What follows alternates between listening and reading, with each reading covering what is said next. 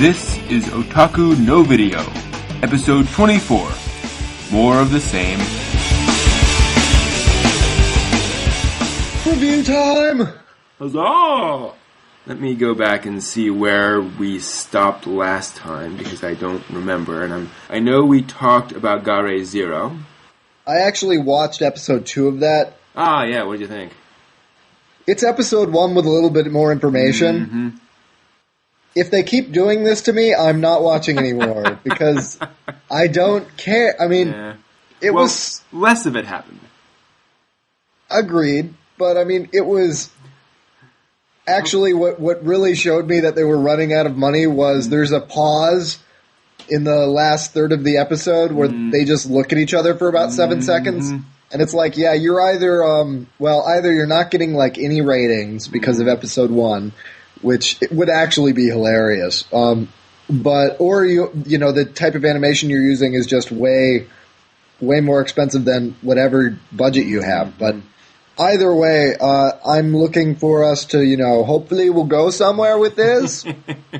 Maybe not. Yeah. Actually, one thing I want to check on is how many episodes this is supposed to be. According to this, it is a 13-episode series, so they don't have much time to go. Yeah. Oh, by the way, do we have we talked about Line Barrels of Iron episode 2? No, we have not. Okay, just making sure where we are on the schedule then. Okay. I have not seen it yet. Oh, okay. Yeah. Well, they're up to episode, I think, 5 now? Yeah, 5, 6, maybe 7. Yeah, so I may go on there and watch a couple episodes just to sort of get through that. Let's see here. I can talk about... Did we talk about Chaos Head last time? Not together. Well, you talked about it, but actually I got to see episode 1. What did you think? I think it's really funny, actually. I think the concept is pure win. I love the idea that our protagonist is hallucinating or believes he is hallucinating different games he has played into his reality, and that's absolutely awesome. I think it could take more advantages of references and things like that, which it just seems to totally avoid. But it's... I don't know, it's sort of a stereotype. I think it's really funny that it's a stereotype because it's not quite over the edge like Sayonara Zetsubo Sensei is in terms of they recognize that the drama is complete bull. Like, it's there for comedic, oh my gosh, what is going on here? And, just the ridicularity there. But not quite the same here, but it's recognized like the protagonist has a sexual attraction to his sister. And it's really creepy, but it's really funny. But some of it's, and I love the fact that he lives in a storage trailer. And folks, this is literally like a cargo container. It's a giant metal thing on top of a building somewhere.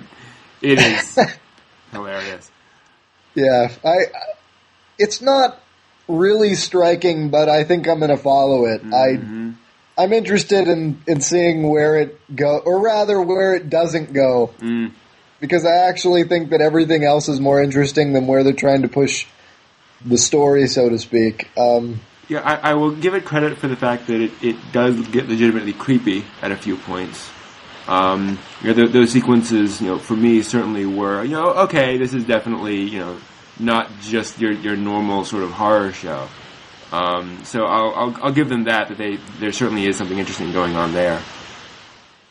Yeah, but I mean I'm interested to see more, and I absolutely love the fan subbers who are doing it because in the commercial break, or no, I can't remember if it was in the opening or in the short eye catch in the center of it, but something like, "This shit is creepy,"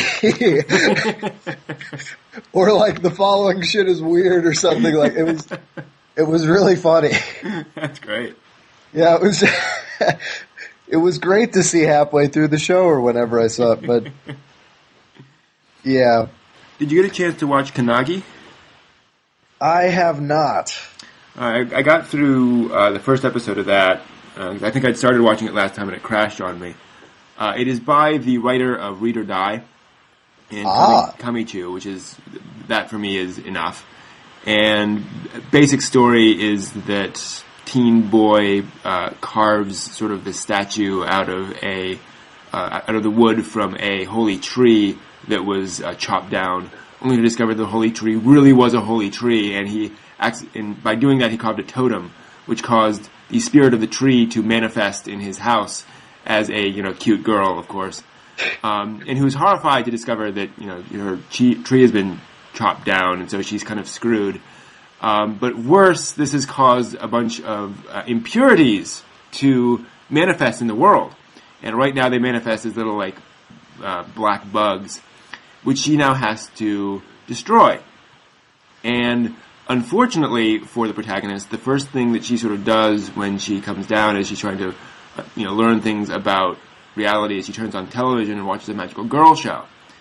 So now she has these charms which she can use to destroy these things, but she decides, and she believes that the only way to do that is she fashions a Cardcaptor Sakura wand, and she announces in the spirit of the moon, I now destroy you, magical girl attack, and she twirls the baton in the whole 9 yards.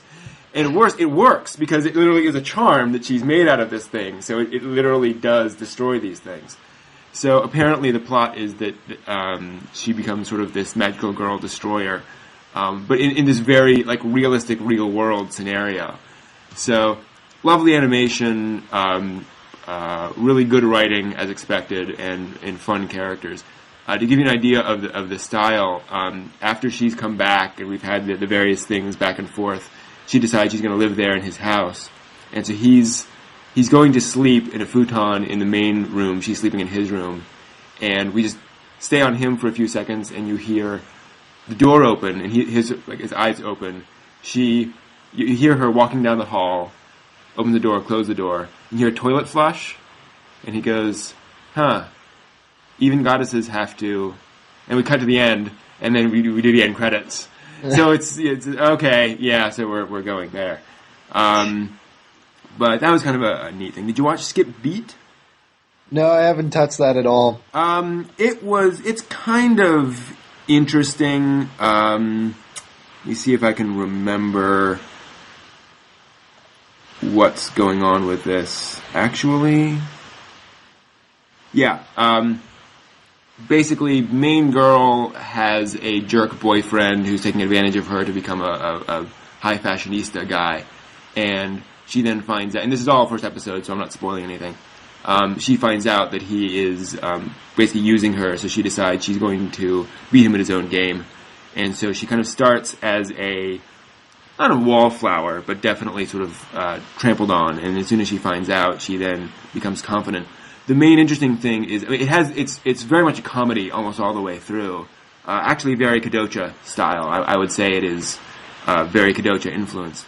But by the end, the whole revenge thing, she turns into a much more...